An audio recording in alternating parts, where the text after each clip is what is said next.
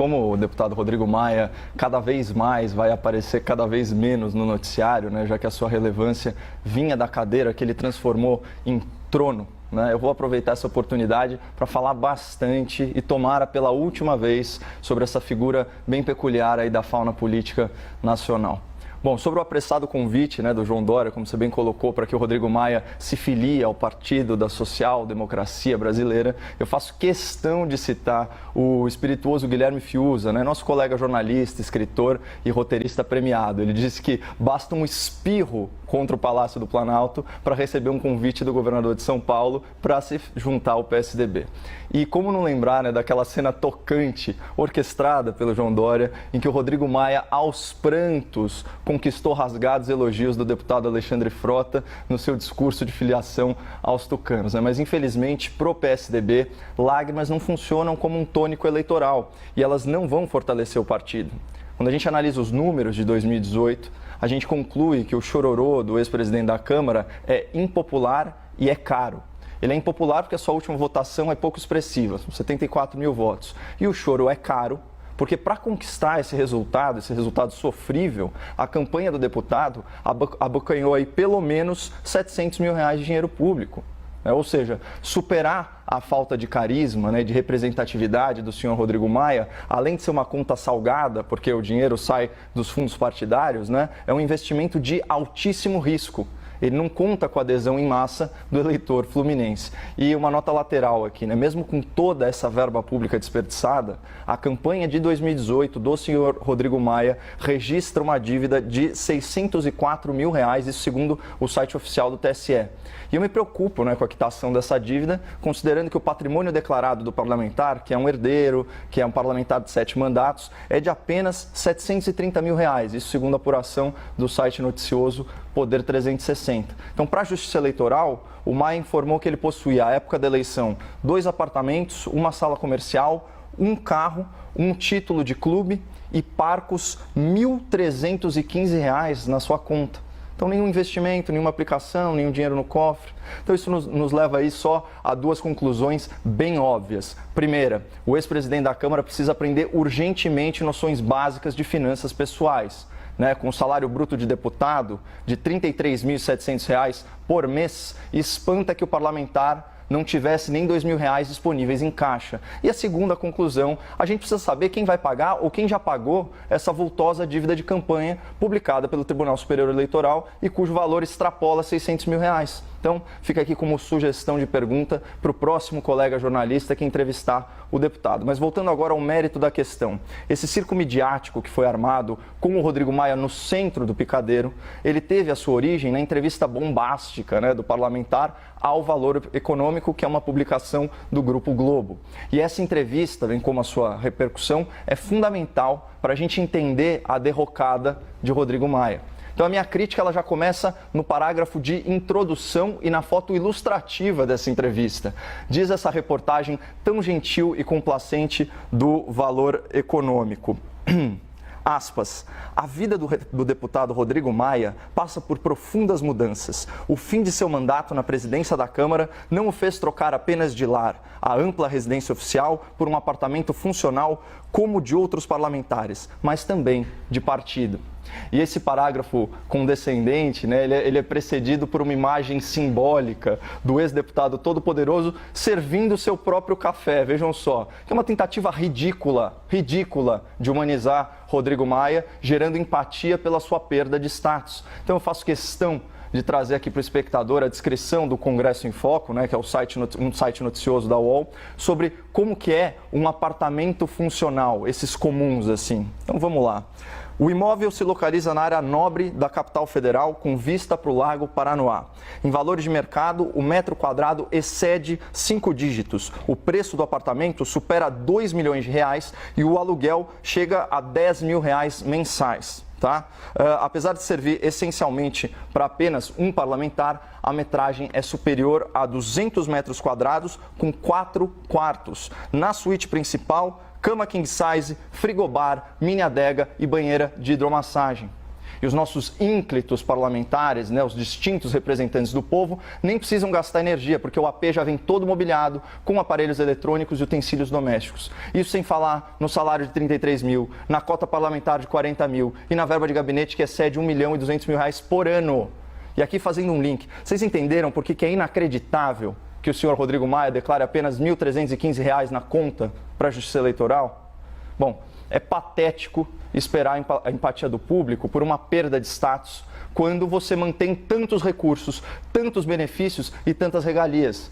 E, na verdade, o que o Rodrigo Maia realmente perdeu são privilégios nababescos, como listou uma outra reportagem da Folha de São Paulo de 16 de janeiro.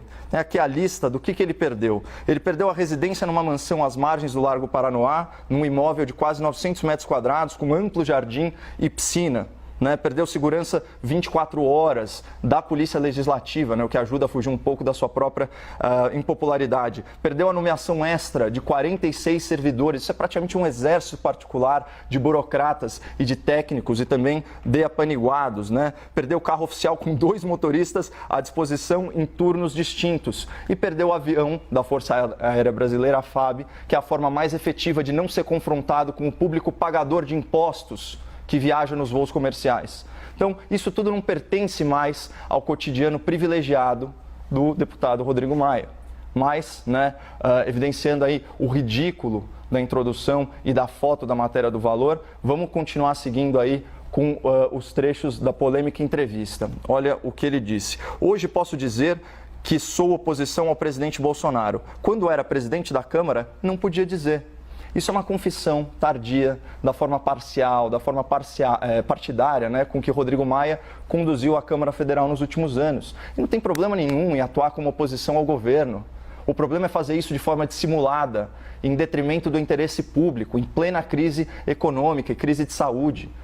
Então percebam aí o desenrolar dos acontecimentos. Apenas uma semana depois da queda de Maia, o presidente do Senado estabeleceu metas e prazos para a necessária reforma tributária e o presidente da Câmara anunciou que encaminhará hoje para a CCJ a urgente reforma administrativa. Então, tudo isso estava atolado aí no pântano do gabinete do senhor Rodrigo Maia, que monopolizava aí os voláteis holofotes da imprensa militante e conduzia os trabalhos de forma autoritária, sem previsibilidade quanto à pauta, previsibilidade quanto às relatorias, previsibilidade quanto às votações. O Maia foi tão antirrepublicano nas suas pretensões de perpetuação no poder que nem o Supremo Tribunal Federal, tão afeito a reescrever a Constituição, concordou com essa violação grosseira ao texto expresso na nossa lei maior.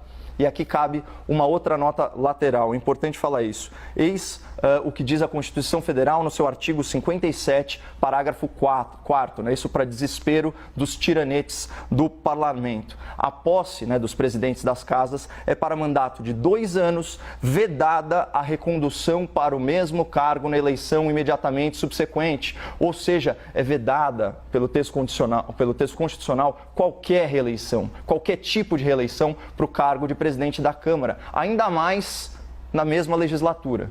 Mesmo assim, 4 ministros do Supremo, com evidente vocação autoritária, votaram contra a lei expressa na Constituição e a favor da reeleição, beneficiando o senhor Rodrigo Maia. E aqui eu vou fazer uma pausa dramática para o espectador adivinhar o nome dos 4 ministros do STF que votaram dessa forma.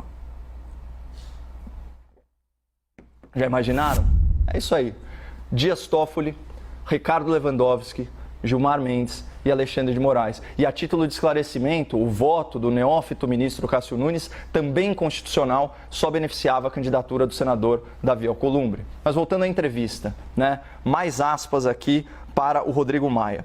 O DEM decidiu majoritariamente por um caminho, voltando a ser de direita ou extrema direita, que é ser um aliado do Bolsonaro. Essa parte é fundamental, porque aqui tem 3 mentiras escandalosas. Primeiro, o Democratas tem agenda própria, não integra a base de apoio ao presidente da República. Tanto que, mesmo ocupando até pouco tempo o Ministério da Saúde, a Secretaria-Geral e ainda o Ministério da Agricultura, o Ministério da Cidadania e diversas posições de liderança no Congresso, né, ainda se aliava com João Dória em São Paulo e nunca repreendeu o ex-ministro Mandetta e o próprio Rodrigo Maia pela sua oposição sistemática e não propositiva ao governo federal. Tá? Segunda mentira, ser aliado de Bolsonaro não te faz uma pessoa de direita, te faz apenas um bolsonarista de turno.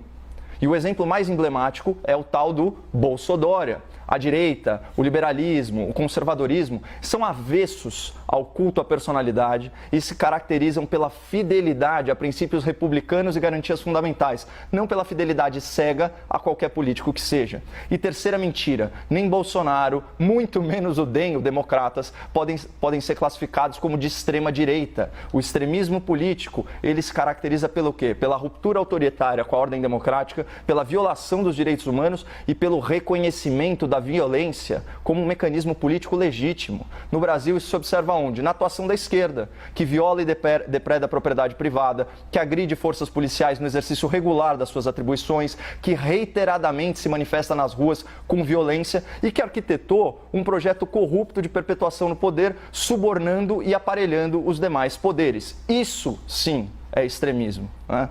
E a propósito, foi essa esquerda tóxica, né, marcada aí pela chaga da corrupção, que acabou se associando com o Rodrigo Maia. Isso na ânsia dele eleger o seu novo candidato à presidência na Câmara. Então, contrariando a sua própria biografia, o seu discurso, Maia se aliou ao PT, o Partido dos Trabalhadores, e também ao PCdoB, o Partido Comunista do Brasil, ao PDT, o Partido Democrático Trabalhista, e ao PSB, o Partido Socialista Brasileiro. Todos esses partidos, pelo menos atualmente, são contrários à agenda liberal chancelada nas urnas pelas eleições de 2018. São contra a reforma previdenciária, são contra a reforma administrativa, contra a modernização trabalhista e contra as privatizações. E sobre essa constrangedora contradição entre o discurso liberal e a associação política com a esquerda, aqui então eu cito outra frase da entrevista de Rodrigo Maia ao Valor. Ele disse o seguinte: falta caráter, né? Você falar uma coisa na frente e operar de outra forma, falta caráter. Mas, de fato, há pontos aí de contato entre as agendas de Rodrigo Maia e da esquerda brasileira. Sob a sua presidência na Câmara, o Congresso dificultou a prisão preventiva, tirou a liberdade de negociação para o Ministério Público, né, nas delações premiadas, aprovou a lei de abuso de autoridade, criou o juiz de garantias e engavetou a tipificação do Caixa 2 como crime. Então, uma legislação penal que privilegia o criminoso ao invés de proteger as suas vítimas, a sociedade que é obediente à lei. Então, todo esse retrocesso foi apoiado pelo bloco da esquerda, que votou favoravelmente aos respectivos projetos. Então, assim, unindo um perfil autoritário, né, como a gente já disse, com uma recente simpatia pela esquerda radical, o Rodrigo Maia ele se perdeu e perdeu o apoio político, não apenas na Câmara, mas no seu próprio partido. Né? E é isso que se extrai das falas dos seus pares, dos seus colegas do Democratas. Então, aqui de novo, ó, aspas, né, para o ACM Neto, que é presidente do DEM e amigo de décadas de Rodrigo Maia. Isso foi em entrevista exclusiva aqui para a CNN. As palavras de Maia, né, aspas, demonstram uma atitude de absoluta ingratidão. Lamento que ele esteja saindo tão pequeno da presidência da Câmara. Está dando uma clara demonstração de que não sabe perder e tem apego ao poder. Então, bem menos cerimonioso foi o governador de Goiás, também do DEM, Ronaldo Caiado. Ele disse o seguinte: Maia sofre da síndrome de ansiedade de poder, está desequilibrado, deveria ser internado. Lembrando que o Dr. Caiado é médico, portanto, um conhecedor, né, das patologias humanas, entre elas aquelas de natureza psiquiátrica. Mas, enfim, diante de críticas tão severas, né, diante da constatação do momento político do Brasil, né, com uma população avessa ao radicalismo da esquerda, fica fácil de responder se a melhor opção para Maia é sair do DEM. Na verdade, a melhor opção, a melhor solução para o DEM é a saída de Maia, que estava constrangendo um partido independente a atuar na oposição, estava fazendo alianças injustificáveis com a esquerda e, mais importante, não estava fazendo andar os projetos e as reformas fundamentais para o desenvolvimento do Brasil. Né? Vamos lembrar que o DEM, o Democratas, cresceu muito nas eleições municipais de 2020, ao contrário, por exemplo, do PSDB, que encolheu substancialmente, né? Assim também como seu primo mais radical, o Partido dos Trabalhadores. Portanto, se a gente considerar a trajetória descendente do Rodrigo Maia, é muito coerente que ele escolha mesmo um partido que, assim como ele, está desgastado e está perdendo espaço.